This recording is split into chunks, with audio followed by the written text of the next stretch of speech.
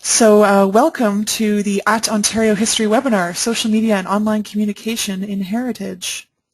This is the third in a series of professional development and general interest sessions we've developed as part of our Strengthening Ontario's Heritage Network project. And today's webinar will be led by Kim Pittaway. Good morning, everyone. Good morning, Kim, joining us from Halifax. Just a little bit about the Ontario Historical Society for those who aren't familiar with us. Now, the OHS is a non-profit corporation and registered charity, a non-government group founded in 1888, bringing together people of all ages, all walks of life, and all cultural backgrounds interested in preserving some aspect of Ontario's history.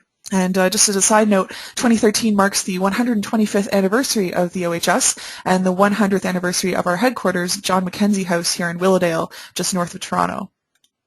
So it's a big year for us. The webinar you're about to undertake has been developed as part of our Strengthening Ontario's Heritage Network project. Now, this is a new project at the OHS which will, through several online initiatives, connect members and affiliates of the Society and provide opportunities for interaction amongst heritage groups across the province. The project includes the development of an online members portal and blog, an interactive mapping tool showing heritage organizations and sites within the OHS Heritage Directory, and of course this webinar series. The Strengthening Ontario's Heritage Network project is funded by the Government of Ontario's Museums and Technology Fund. And our webinar today will start in a few seconds. Kim's presentation will last about an hour, and then we'll have 10 minutes for questions. Now, I know a lot of you will be asking whether Kim's slides will be available afterwards, and they will be made available. We just ask that you don't post them or republish them. Just use them for personal use, and thanks very much. So a little bit about our webinar presenter, Kim Pittaway. She's a journalist, educator, and editorial consultant, and the former editor-in-chief of Chatelaine magazine, and has worked with magazines and editorial teams across Canada to help them develop their editorial and communication plans, including social media strategies. She currently teaches in the School of Journalism at the University of King's College in Halifax. Terrific. Good morning, everyone. So we're just going to start the screen. Terrific. Thanks so much, Allison, and good morning, everyone. We're going to spend this morning, the next hour or so, talking about social media impact. And as Allison said, if you've got questions along the way, please raise them because I want to make sure that the information that I'm providing to you meets your needs as effectively as we can. So what we're going to cover this morning, I'm going to run through one basic case study, a Twitter case study, just to give you a sense of how one editorial team is using Twitter, but I think it has some instructive lessons for heritage organizations and basically for anybody who's creating content or curating content. We're then going to run through a number of heritage examples.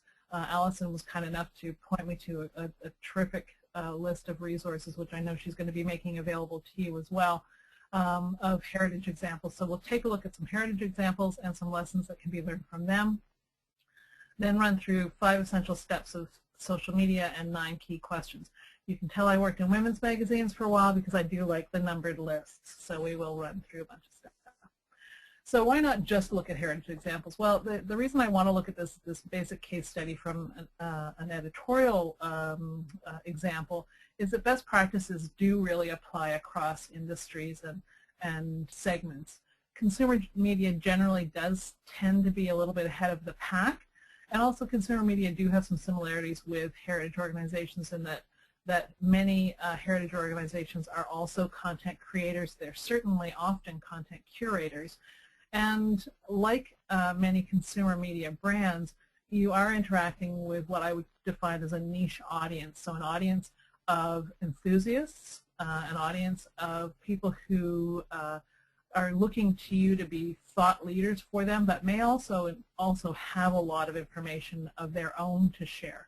So I think the example that we're going to run through will illustrate that. So our first is the case study, and this is a case study of Outdoor Canada magazine. So the first example is an example from Outdoor Canada magazine. Outdoor Canada magazine, as its name suggests, focuses on fishing and hunting. And the editor, Patrick Walsh, who I interviewed for the case study, said that when he first started getting involved with social media, as he says here on this slide, I don't think I got it. And I think he's like a lot of people, that until you get into actually taking part in social media, it's hard to understand what the benefit is, what the culture is, and how you might actually use the tools. So we'll talk about the value of signing on and lurking before you launch. But as Patrick says, he didn't really understand Twitter until he started to get online with it. So he signed up and started sort of watching the culture first. As you can see here from his slide, this is his current Twitter profile slide, and he describes himself as Outdoor Canada's editor-in-chief and brand manager, tweeting about fishing, hunting, conservation, my great country, and stuff that makes me sad, mad, or glad. I point this out because that profile slide, whether it's your profile on Twitter or your organization's profile landing space on Pinterest or in Facebook, does offer you an opportunity to communicate a quick snapshot of your organization, and as Patrick has done here, it also does allow you an opportunity to give a quick snapshot of the tone and voice of your organization. So when Patrick writes that he's going to tweet about stuff about his great country and stuff that makes me sad, mad, or glad, you do get a little bit of a sense of his personality coming through. So that's an opportunity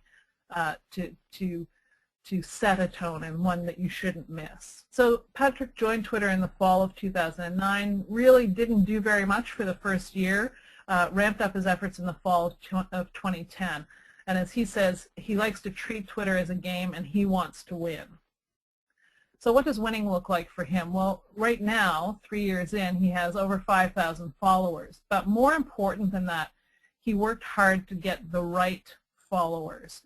And to build a network of connections. So we're going to talk a little bit about how he built that network of the right followers. As he says, he looks at Twitter and other social media as a link in the chain to move people to the magazine and to the website. So it's worth thinking from your perspective as a heritage organization, what does your chain look like? Where does Twitter and where do other social media platforms fit into your information chain? And what actions are you trying to prompt with your social media engagement? I think sometimes we jump into social media and other forms of communication just because everyone else is there and we feel we need to be there because others are.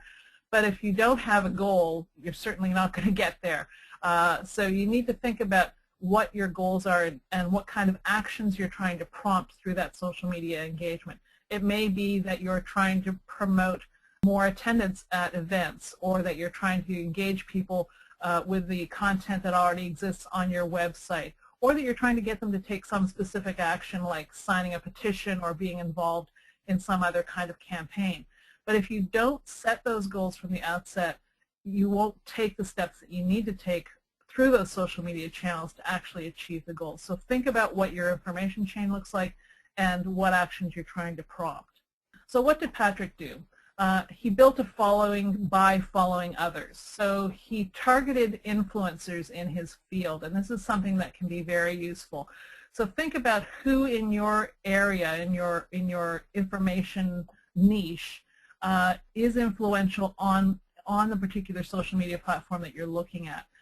Target them, and by target them, what I mean is look at who they're following, look at who is following them, look at what kind of content they're posting, and look for opportunities to engage with them along the way.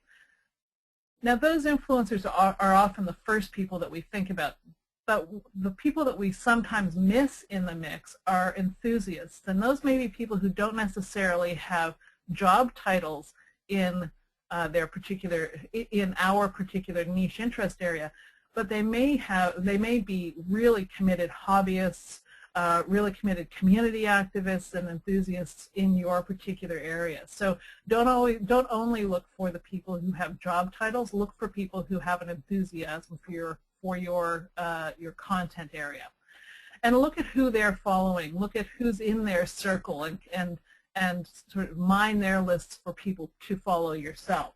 Sometimes simply following someone will earn you a follow back or earn you a befriending back on Facebook.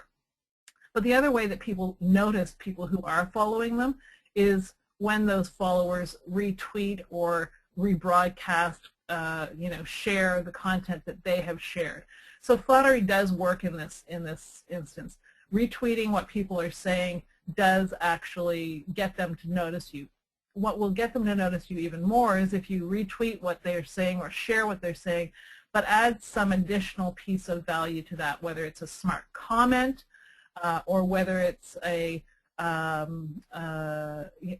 additional link to content that you have that further illuminates what they're having to say. So that kind of retweeting or sharing, resharing intelligently really matters.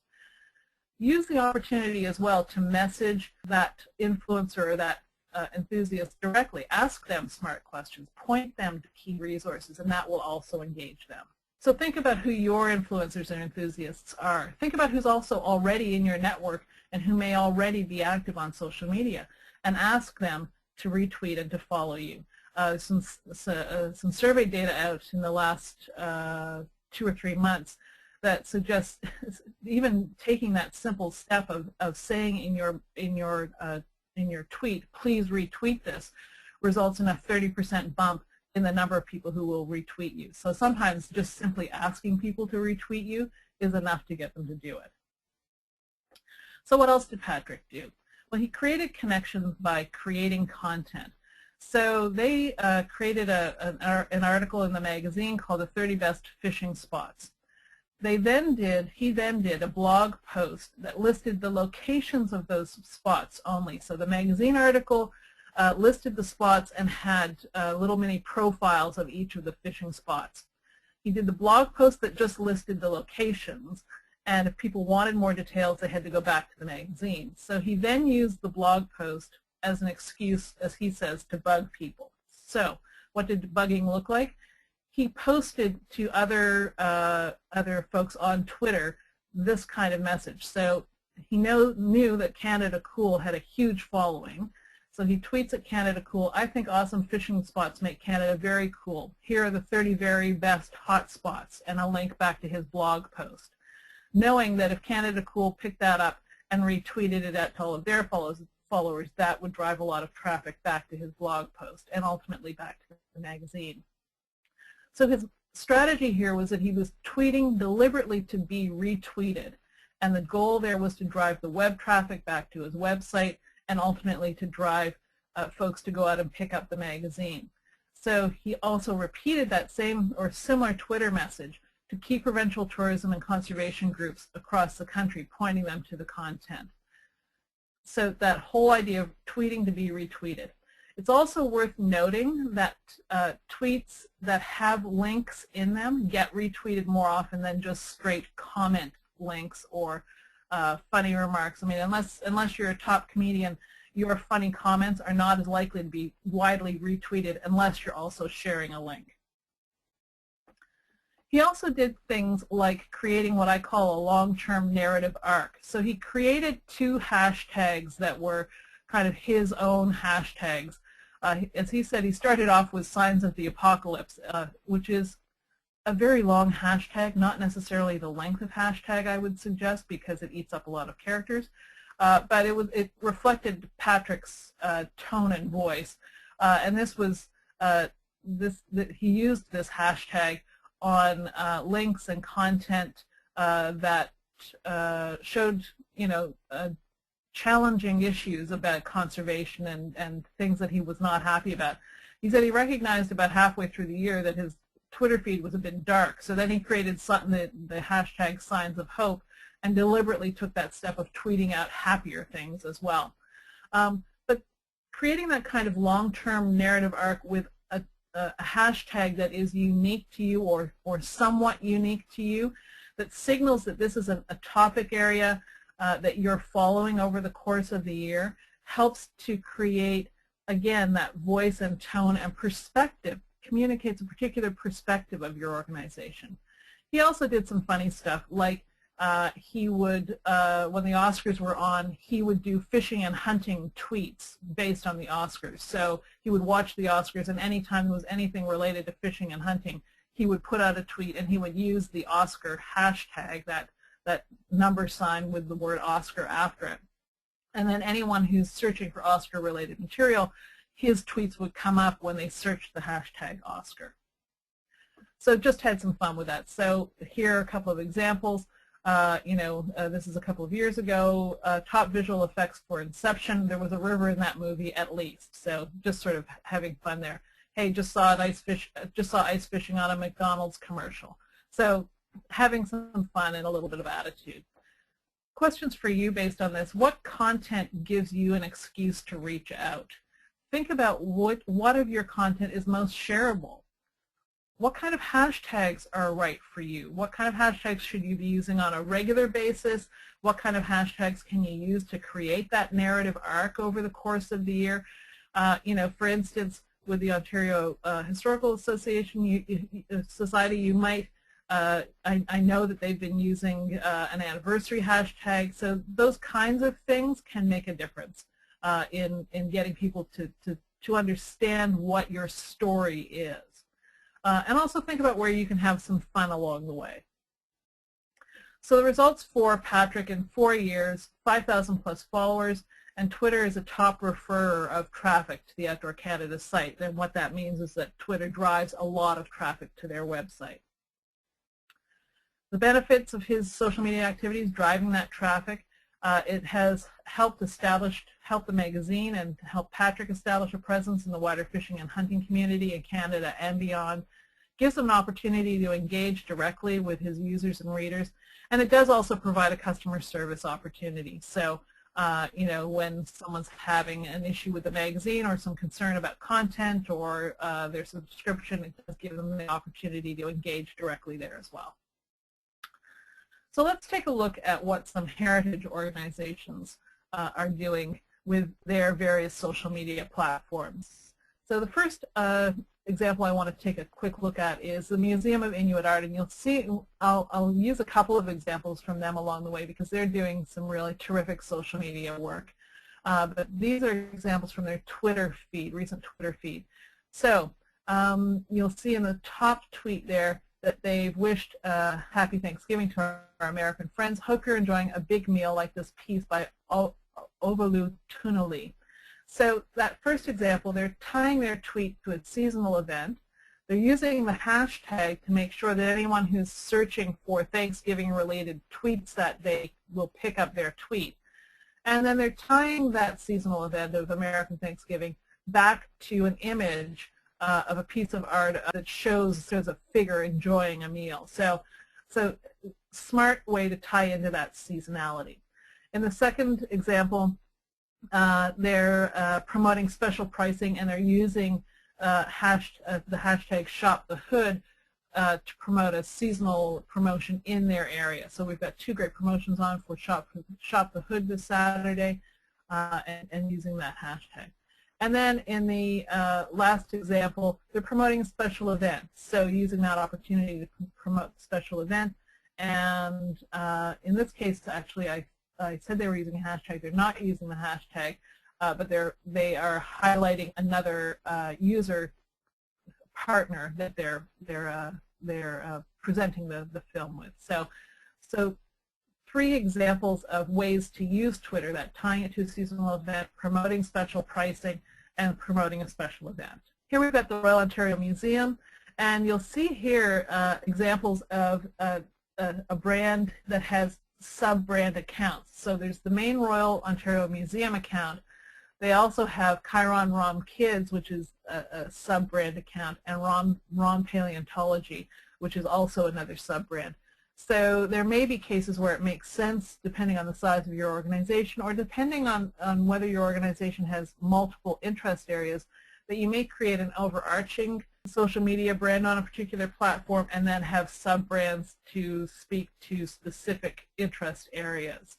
You'll also note that in this case, in the top example, they're dealing with a customer service issue. So clearly someone has contacted them and raised a customer service issue in their Twitter feed.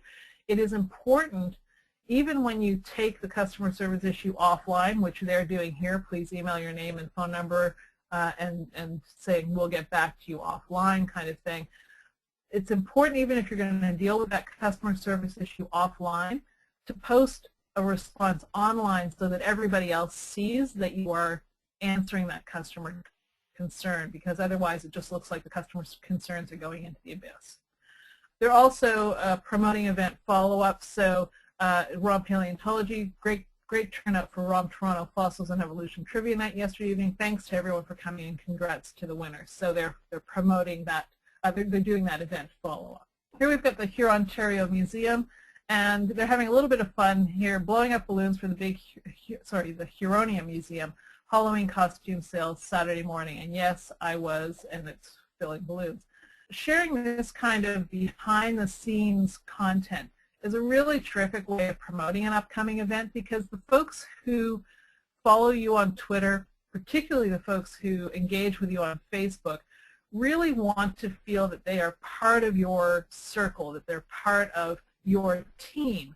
And so treating them to some of that behind-the-scenes content, allowing them to get to know the people who are involved with your organization, giving a little bit of that personality really does make a difference. So sharing that kind of behind-the-scenes prep content may not seem all that interesting to you, but it does give people a little bit of a window into your organization. Here we've got Heritage Toronto, another big element, particularly on Twitter. The culture of Twitter really is of sharing and amplifying other people's messages as well. So the culture of the Twitterverse is to be a good Twitter citizen by promoting other people's stuff. So here you see Heritage Toronto being a good Twitter citizen by promoting another organization's page and event. And they're smart in that they're also using it as an opportunity to promote their own app. So they've done the good turn to a professional colleague, and they're also including a link to their own content, which is a smart way to give that a strong 1-2 punch. And then the Diefenbunker. What's terrific about the Diefenbunker's Twitter feed is that they use humor in a gentle and kind of lovely tone. So it's funny, it's not trying too hard, but it does give you a nice engaging tone here. So for instance, you know, the Diefenbunker Museum, only 10 tickets left to our annual charity fundraiser. Help us sell out. Buy now. Whiskey is included.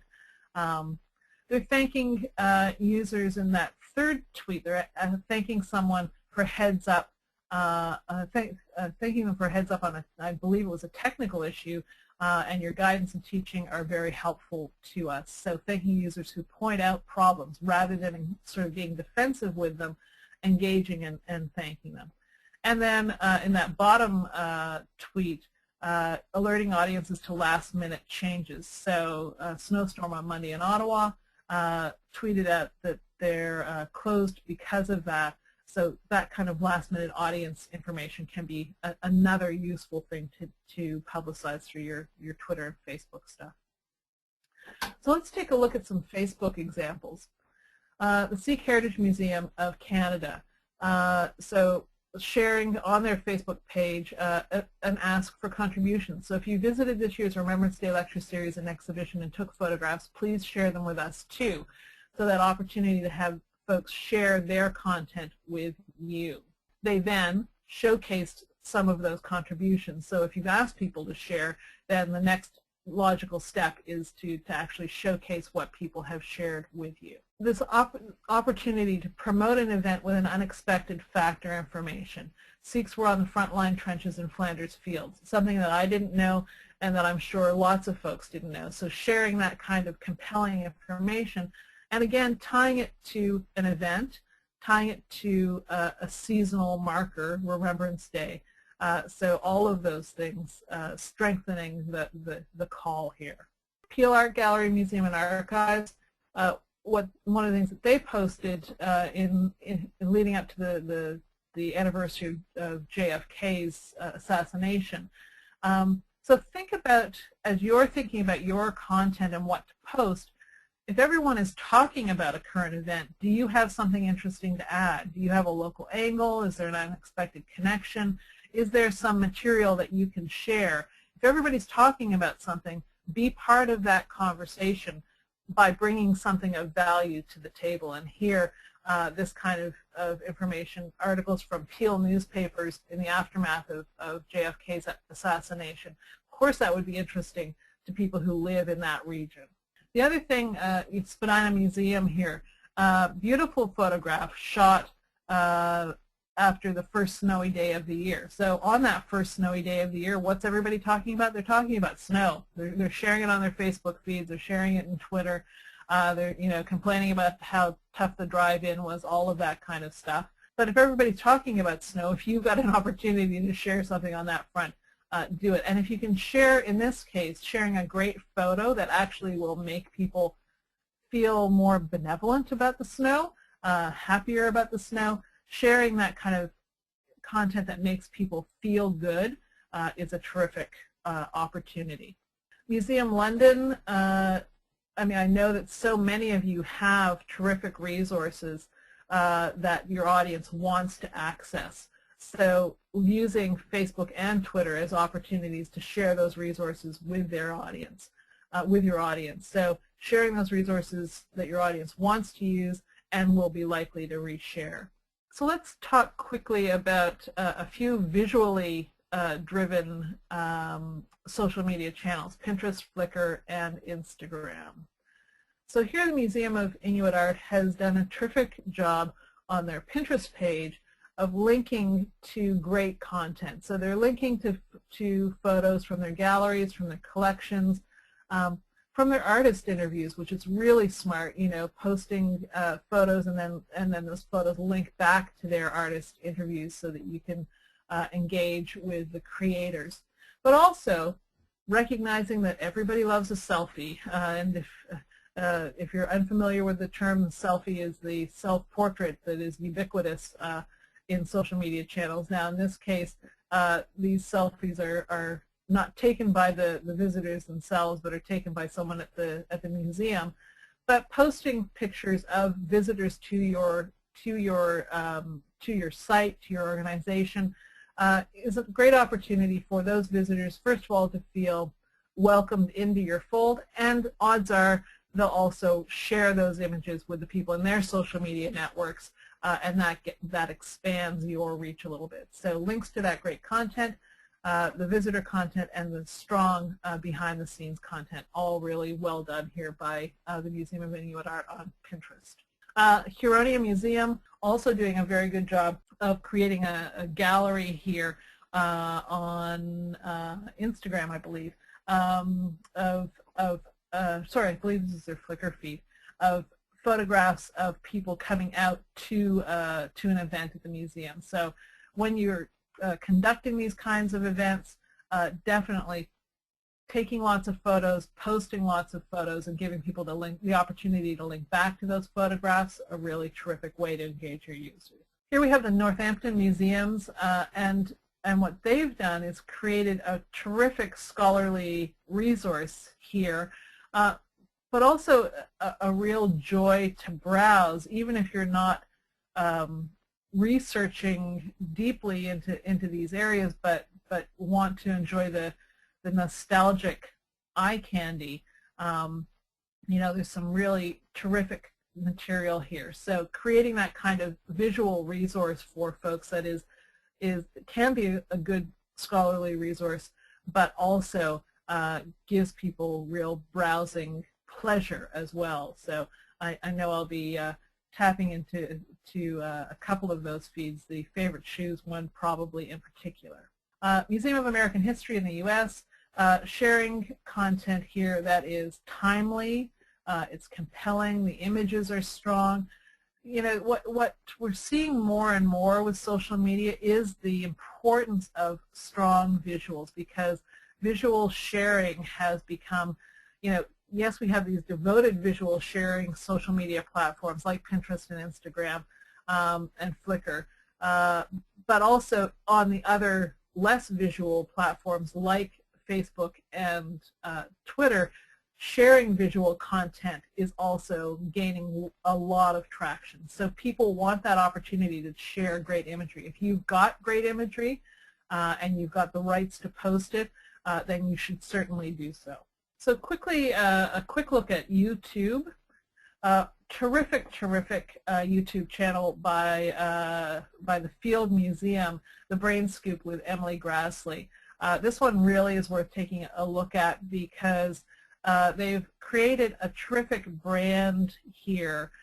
They've got Emily has a lovely voice and personality. There's real humor involved here, and so she's become the kind of the face of the exploration of this particular museum. So certainly worth looking at this as an example of how to do smart video content. It's interview-based video content where she's talking to scientists, to curators, and exploring the museum's holdings and publicizing it to her audience that way. So really terrific content and worth taking a look at. The Museum of Inuit Art, again, also doing a really good job here of capturing what I would call evergreen reference content. So think about what kind of video content can you capture and create that will have a long shelf life, and that's what I mean by the word evergreen. Content that will have a long shelf life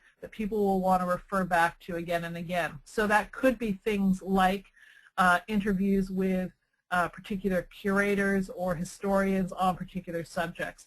In this case, at the Museum of Modern Art, there's a fair bit of material, of performance material and artist conversation material, and that's stuff that really people will want to come back to again and again. The Shakespeare Birthplace Trust's YouTube channel, again, you'll see what they've done is put visitors front and center. So they've got some quick interview hits with visitors at their locations. They've also created some good resource material, and then with the videos from Mary Arden's farm, they've created some really strong history and action material. So all of those, the kinds of content that you can create and get some traction with on a YouTube channel. So let's jump into the 5 essential steps out of that we can glean from these various examples. So the first step in engaging in any social media activity is to listen. Think about where your audience is already congregating. What's your audience saying about you? What's that audience saying about the topics that are of interest to you? And do you understand the culture of that platform? It really is important to listen first on the platform and then join in. So lurk and then launch. Spend some time getting to understand the culture and understanding what kinds of topics, what kinds of material the audience that you want to reach is finding engaging, and think about what kind of value you can bring to that audience. Number 2, connect. So who are you trying to reach? Think about who that audience is. Are you trying to reach a general consumer audience? Are you trying to reach key influencers? Is there a group of enthusiasts that you're trying to tap into? Is there a platform that aligns particularly well with that audience? So for instance, in the consumer magazine area, if you're a decor magazine aimed at women, one of your key social media platforms is going to be Pinterest, because who's on Pinterest? Well, the audience is overwhelmingly female, and what are they doing? They're sharing lots and lots of photographs of their dream kitchens, dream bathrooms, dream bedrooms, dream houses, favorite paint colors, all of that kind of stuff. So think about what platform aligns particularly well with the audience that you're trying to reach. There may be a platform or a channel within a platform that already has a lot of your audience has congregated around. Think about who on that chosen platform is already reaching the folks that you want to reach. So who are the key influencers on that particular platform in your subject area? And are any of them already associated with your brand, with your organization? You know, if you've got somebody who's on your board, or who is a frequent speaker, or an enthusiastic donor, who is also influential in the social media activity in a particular area, you know, it certainly pays to connect with them, to let them know what you want to do on your social media platform, and ask them to retweet or to share your content.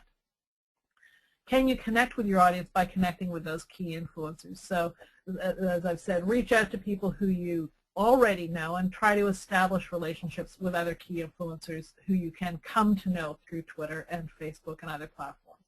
So on that connection front, how can you find your enthusiasts? A couple of things. Keyword searches. A funny example of this is I know that when the team at Best Health magazine was building their Twitter account, one of the things that they did was they searched for the word kale, because they figured anybody who was talking about kale was interested in health.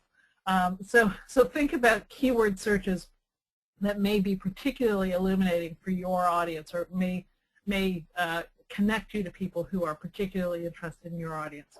Also look at who's following those key enthusiasts and key influencers. So follow those followers.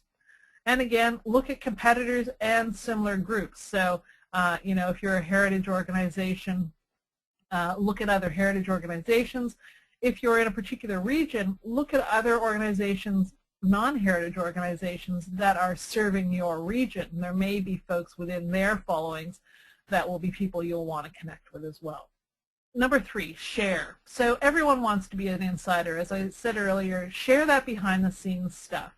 Share advanced information and sneak peeks, again, knowing what's appropriate for your organization.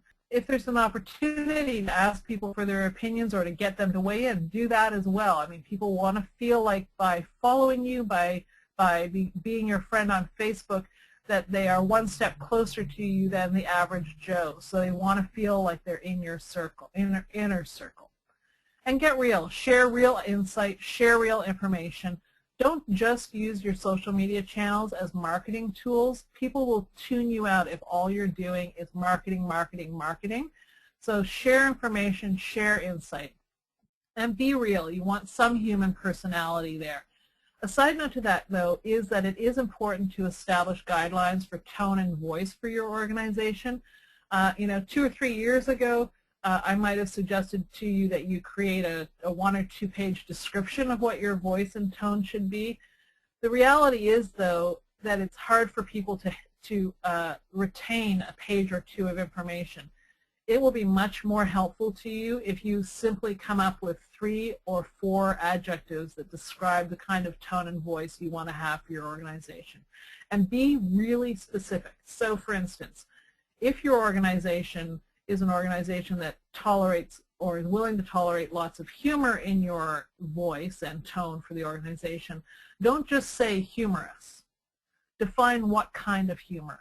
Is it gentle humor? Is it snide? Is it snarky? Is it witty? Is it you know, is it goofy? Really be as specific as you can in those 3 or 4 words in defining what your voice and tone is, and then you can share those 3 or 4 words with whoever is involved in tweeting and sharing, in creating your social media content. It's much easier to remember those 3 or 4 words than it will be to remember a 2 or 3 page voice and tone document. The other thing that I want to say is that you want to tolerate positive and negative content on in your feed as well. It's not likely that for the kinds of organizations that you are that you will get a lot of negative content. It's not like you're Dow Chemical. But studies do show that organizations that tolerate some positive and negative content are viewed as being more legitimate or more authentic than brands and organizations that only ever share or only ever tolerate negative content. So you do still want to engage with that content in a professional way, though. So don't engage in flame wars. Don't engage in any of that kind of snarking back and forth. But if someone is raising a genuine concern with your content, is genuinely upset with something that has happened, engage with them professionally. Try to take the conversation offline, but do engage with them in a professional way. So let's finish up our 5 strategies, and then we'll move quickly into our next set of questions and then your questions. So number 4, ask. People do like to be asked for their advice and opinions. So where there is that opportunity to test content ideas, event ideas, campaign ideas with your audience, ask them for their input. Is there a chance to Share the creative in a couple of particular areas that, creative that you're considering for an event poster or a particular theme. If you're thinking about 2 or 3 themes for an event, testing that content with your audience. Your audience does want to engage with you in that way. And then number 5, so respond to specific requests and complaints. When people do raise a concern with you in your feed, do respond to it. Have guidelines in place if an issue does need to be escalated. So if you should have a sense of who needs to know what if something seems to be terribly wrong, in terms of a complaint or an issue. Who do you need to let know? Also, spontaneously respond to people. This is a tactic that a number of folks have used very successfully. So search a keyword or a hashtag that applies to your topic area. And then if someone is asking a question in that area, help them out spontaneously.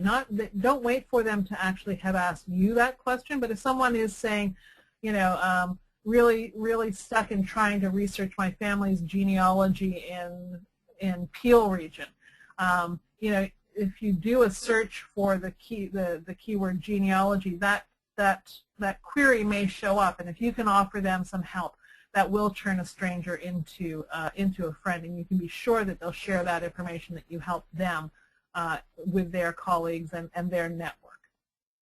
So 8 key questions to ask on the social media front. First of all, what should you post? Well, you should be informative. You do want to open the door to discussions. So on Facebook, question posts generate twice as many comments as non-question posts. This is some recent research. So if you pose a question in your Facebook post, you'll generate twice as many comments and engage those users in that way. Also think about creating online traditions in the way that Patrick did with his Signs of Hope and Signs of the Apocalypse, but it can be things as straightforward as on your Facebook feed, having Photo Friday where you always share a historical photo, or having Wednesday is Big Question Day or something like that. So creating a couple of points during the course of your week that this is the information bucket you're going to fill on that day. It does create a shared tradition within your community, and also recognize that those traditions can have different emotional tones. So some of them might be quite serious, and some of them can be just plain fun and kind of goofy. I know, for instance, Walrus magazine for quite a while in their Twitter feed, they would post a Friday afternoon dance break, and it was just a dance video, or music videos, and didn't relate to their content in any way, but was kind of fun and connected to their tone and voice.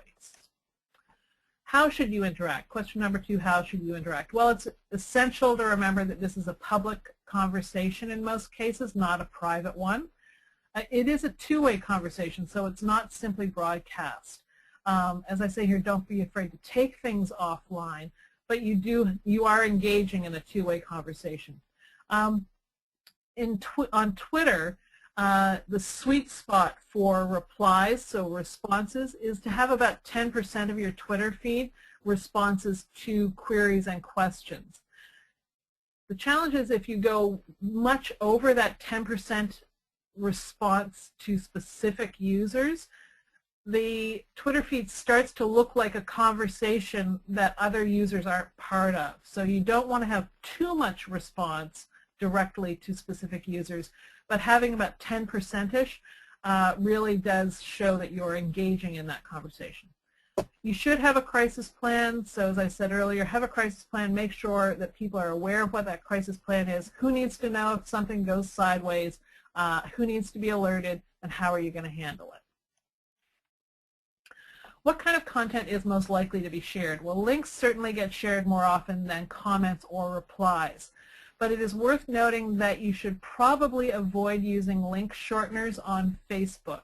Users don't trust them as much, and they do dramatically reduce your click-through rate. Partly that's because lots of Facebook users have been burned by clicking on something that they thought was a link to one thing, but it ends up being a spammy link. So don't use a link shortener on Facebook. You don't need to, because you can basically type as much content in there as you want to.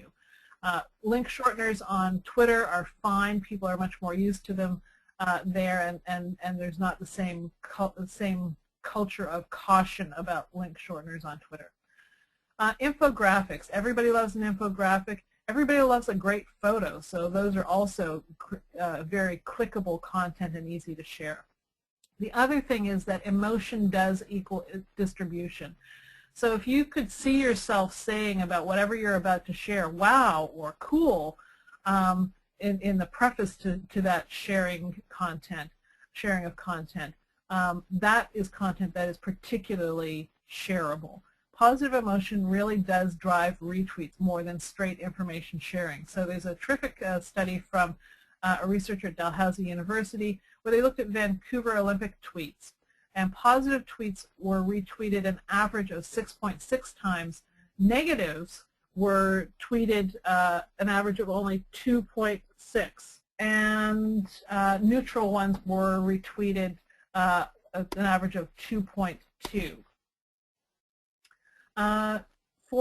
Facebook internal research also showed that on major news sites, provocative or passionate, that should be passionate, not passionage, provocative or passionate stories generated 2 to 3 times more engagement than just straight neutral emotional content was shared. And then in the New York Times did a study of their most emailed stories, and stories that inspired awe were the ones that were most likely to be shared. So stories that tapped into positive human emotion, you know, the human triumph over challenge, that sort of thing. That content was much more likely to be shared. And this is a quick infographic, a shareable infographic created by the folks at NPR. And they were looking at what kind of content in local markets was most likely to drive traffic. And they came up with this list of 9 things. So place explainers, things that tell you something about the place that you live.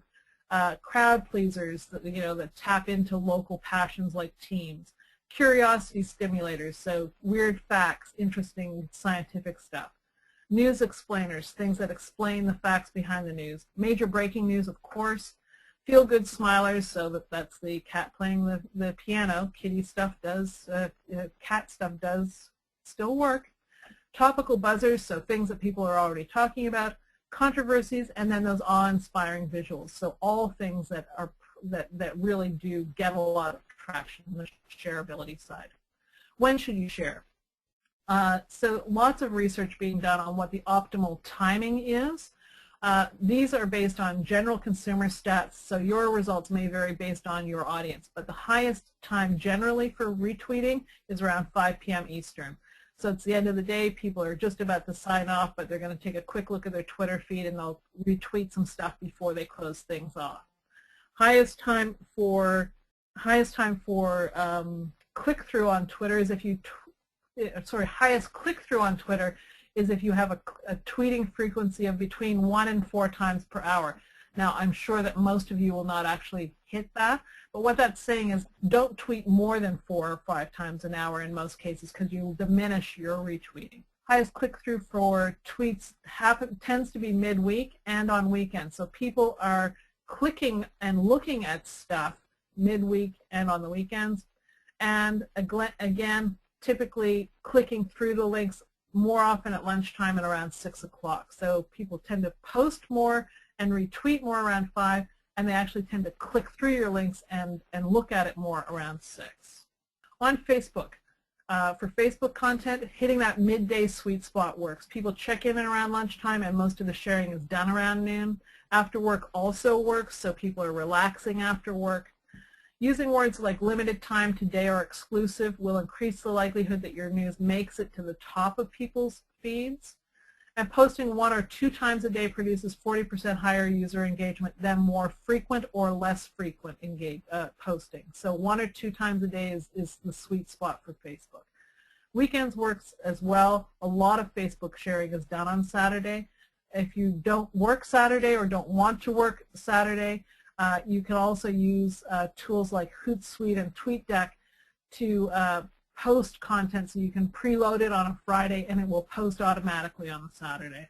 Why do people leave you? Well, they leave you because of big brand damaging behavior that you might have no control over, also probably less likely to be an issue for heritage organizations than some others. But generally people will dump you because you're over communicating or you're sharing stuff that they're not interested in. Also, consumers are more and more cautious about liking and following because they've been swamped with a lot of self-serving promotional stuff. So do make sure you're sharing content that people really want. Use the right tools. So how can you manage all of this? Use the right tools. Things like Hootsuite and TweetDeck can be very helpful on the social front, so that you're managing all of your platforms within one or two tools. It is really important. I'm a social media enthusiast, but it is still important for you to ask the question: is the time you're spending on social media delivering real value to your organization? When your organization is resource crunched, you do have to ask what portion of your time is better spent on core tasks and what is better spent on social media. And sometimes you're better off spending more time putting together a really crackerjack event than spending hours and hours and hours on social media. So you need to find the balance that works for your organization. What platform should you focus on?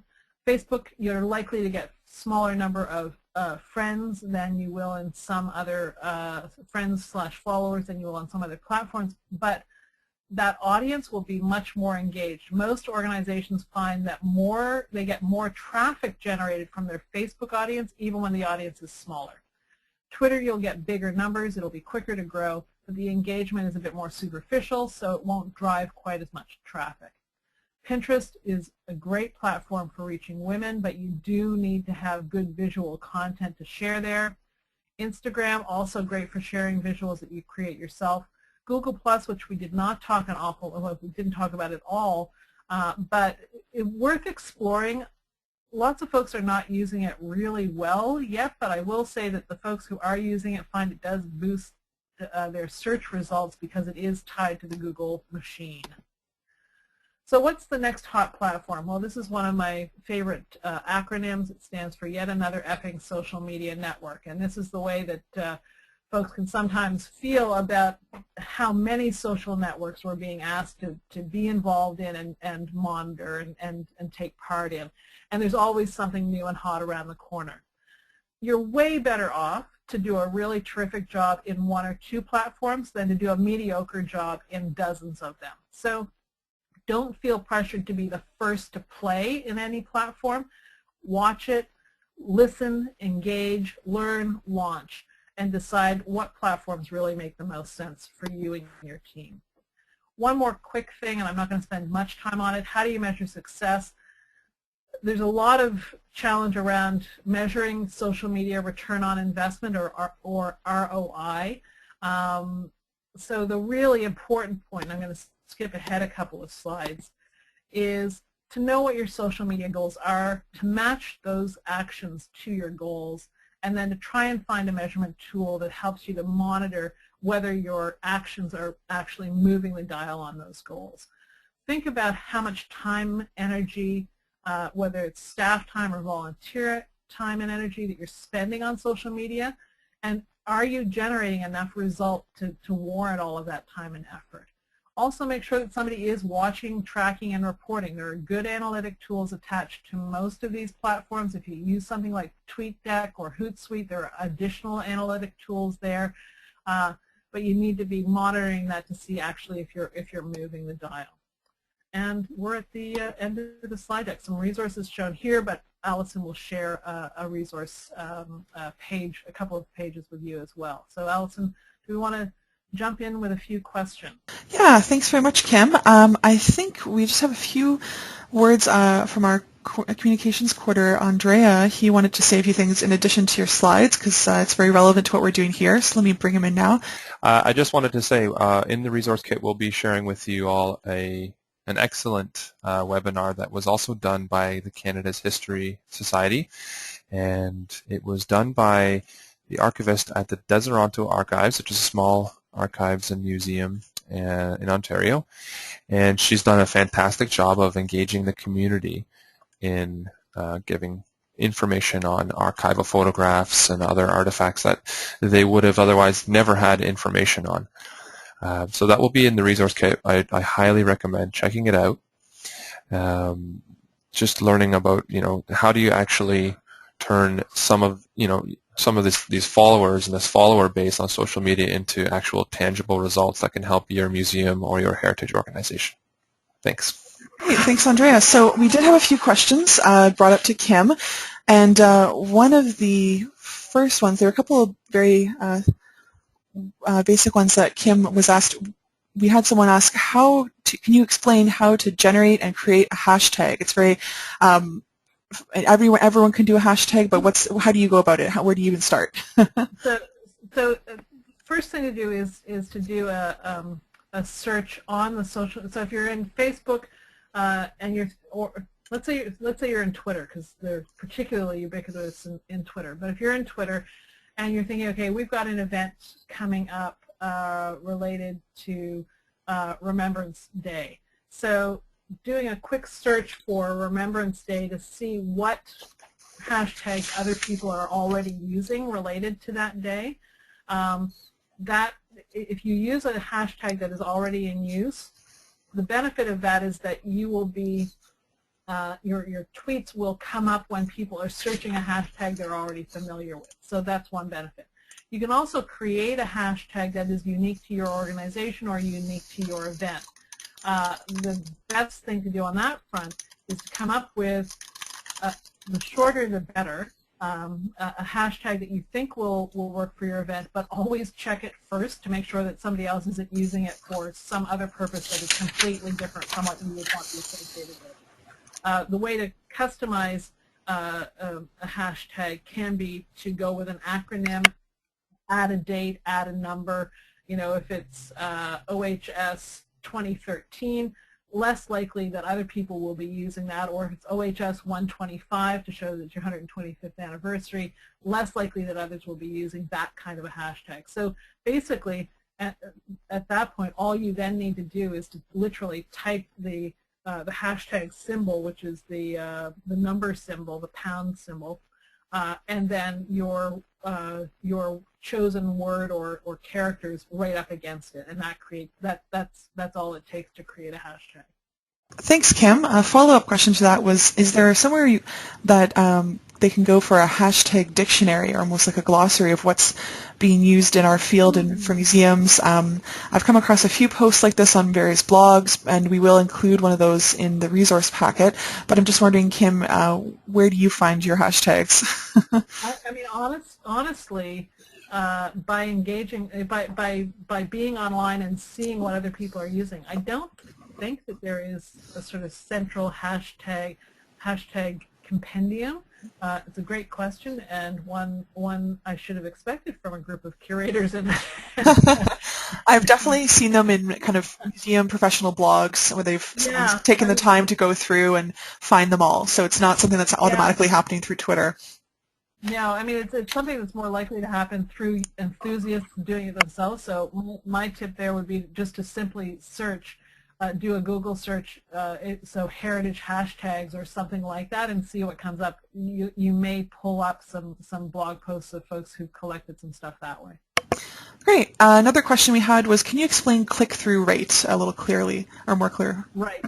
So click-through rate is it is the percentage of folks who clicked on your link as a percentage of your total followers. So for instance, if in my Twitter feed I had a link that had a click-through rate of 9%, that means that 9% of the people who follow me clicked through on that, and that would be an enormously high click-through rate for something in Twitter. So and it's typically abbreviated to CTR, click-through rate, and it's the percentage of the people exposed to your message who actually clicked through that link and landed somewhere as a result of it.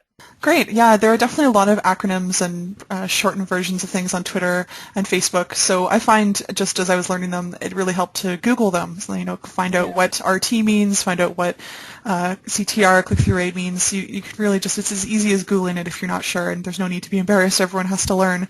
And another question I had, Kim, was someone asked, could you just give us a quick explanation of Google Plus, because they weren't familiar with it?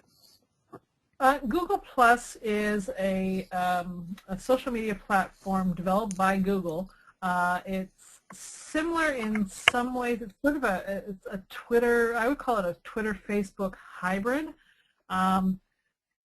It is worth exploring. It doesn't have as much traction with general consumer audiences as Facebook and Twitter do. It does tend to tip, in terms of user base, more male, and I would say definitely geekier. So if you're, for instance, in a heritage organization that has a strong technical, historical tilt or content area, then Google Plus may be worth exploring for you. But basically, you set up an account in the same way that you do on Facebook and Twitter. You post links. You can engage with your audiences there. One of the advantages of Google Plus is that they do have a function called Google Plus Hangouts, and those are basically multi-person. They're similar to multi-person Skype calls, so you can have up to 12 or 15 people on screen talking or engaging. That can be a useful tool if you're trying to do a quick focus group with some users, or if you want to have a quick and dirty seminar or session using a Google Plus Hangout can be an opportunity there as well. The other thing that folks do find useful with Google Plus is that you can also use that Google Plus Hangout if you want to create some quick and easy video content. So, for instance, I know some media brands who've used Google Plus Hangouts to do 2 or 3 person roundtable discussions. That you can automatically record them and then very easily post them to YouTube. So if you wanted to do a quick roundtable on an issue in your area, you could do that, record it, and then post it to your YouTube channel quite easily. A good example to look at for that is if you search Sparksheet, Sparksheet. Sparksheet is a marketing and media website and blog, and they've done some good Google Plus Hangouts with video content. So take a look at those examples. The nice thing about it is that the production values, while they are not very high, users are used to those production values not being particularly high on a Google Plus video. So there's a tolerance for lower production value, and you can do it really easily and quickly. Great, thanks, Kim. And now to finish it out, a nice general overlooking question: how can we use social media to produce more tangible results, like more members, more museum visitors, more donors? What should we be doing? What can we do better? Well, I mean, I think that the first key is to know which of those goals you have in mind for your organization. If the primary goal for you is to prompt more donations, or if the primary goal for you is to get more folks to come out to a particular event, then that needs to be the focus of your activity, and you really need to think about what content you're sharing and how that content then will drive your goal forward. So, for instance, if your goal is to get more people out to your location, I would do things like sharing photos of the location to sort of get folks interested in what's going on there, but also sharing coupons or promotions that give people an opportunity to get to get lower priced entry to an event or to a location, using the same kind of promotional tools that you would use to get people out in, quote, the real world, but tailoring them to that social media audience. So, I mean, the reality is that there are dozens of ways to achieve all of those goals, but if you don't know which goal you're really driving towards, if you're just sort of, oh, well, we're going to be on Twitter and we're going to do some stuff, you'll be far less effective if you go into it with that point of view than if you go into it with the point of view, okay, we're going on to Twitter and Facebook, and in the next 6 months we want to try and solicit 100 donations to this particular fund, or we want to try and get X number of people to sign on for this particular petition, and then really strategically think about what kinds of information, what kinds of sharing, what kinds of prompts will get people to do what you want them to do. I know that's a very general answer, but really it's about taking the strategies that you would use in the real world and saying, okay, how can I translate those strategies to our social media channels? Mm-hmm. Very true. Okay, so we're going to finish up here, and I've just noticed one last question. Maybe, Kim, you can give us a very quick, short answer on this. Is LinkedIn today useful for heritage volunteers and professionals? If so, how? Is it useful for them? You know, I think that LinkedIn can be most useful for professional connections as opposed to engaging with a general consumer audience. So I think you may find, and I know lots of other brands that in a number of areas that started out trying to maintain some kind of LinkedIn presence and very quickly found that it wasn't a great platform for engaging with a consumer audience. It can be a good platform for engaging with other people in your professional area. So I would say it's much more likely to be useful connecting with other people in the heritage field, connecting with people within niches within the heritage field, but probably not as more useful for professional development than for general consumer connection. All right, thank you, Kim. And thank you so much. That brings us to the end of our webinar questions. Of course, your contact information and the slides from this presentation and a resource packet we've put together will be emailed to our participants tomorrow around lunch, we're thinking. So you can ask any questions that might pop into your head after you've been thinking about this for a few hours. Please feel free to ask questions, and ask questions on Twitter, send us email questions, or give me a call. My contact information is there, and our phone number is 416-226-9011. Thank you, Kim, as our presenter. There's your Twitter handle and email. I know you are available on Twitter for kind of resource offering, and just wanted to let everyone know that the webinar you've participated in today was part of the Strengthening Ontario's Heritage Network project. We're hoping to attract all sorts of new faces from across the province with this project and these webinars. And please look out for upcoming ones in the new year. We're hoping to put together a webinar on Navigating Grants Ontario, the Government of Ontario's application website for culture and heritage grants. So watch for that on our Twitter, Facebook, and website. You'll be seeing details coming up in the next month or so, and we hope to have that in early March. So just a couple of benefits there of being a member of the Ontario Historical Society. You can read all about it on our website, but know that you would receive a discounted admission to our webinars. So if you're hoping to attend future webinars, being a member is a great start. So if anyone's interested in finding out more about becoming a member of the OHS, please visit our website or get in touch with our membership coordinator, Christina Perfetto, and her information is available on our website as well. So thank you to everyone. That's the end of our slideshow, and we really enjoyed having Kim as our presenter. Thank you very much, Kim, and thank you all for joining us. Thanks so much, Alison. Thanks, everyone. All right. Thank you, everyone, and you're free to sign off.